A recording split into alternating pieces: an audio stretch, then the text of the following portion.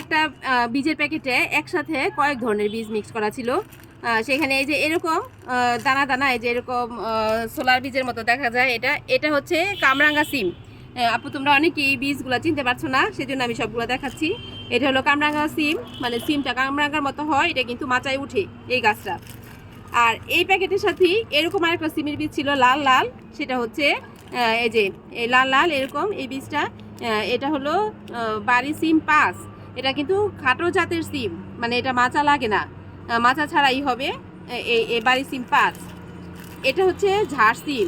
এটা সাদা সাদা দুইটা ছিল, এই যে একটা সাদা বড় আর একটা হচ্ছে সাদা ছোট, এই যে ছোট ছোট যেটা, এটা হলো ঝাড় সিম। এটাও কিন্তু মাচা লাগবে না। আর এটা হচ্ছে জ্যাক সিম। এটাও ছোট গাছে হয়, কিন্তু এটা একটু বড় হয় গাছ, বড় বড় যে সিমটা হয় সেটা। এটা হলো জ্যাক সিম, ছোট গাছে সারা বছরই বলতে গেলে এই সিমটা ধরে।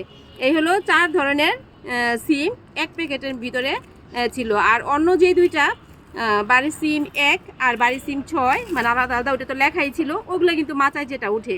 একটা হচ্ছে নলডগ আর একটা হচ্ছে চ্যাপ্টা যেই ধরনের সিম হয় সেটা। মোট 6 ধরনের সিমের বীজই কিন্তু ছিল এবার শীতের প্যাকেটের সাথে।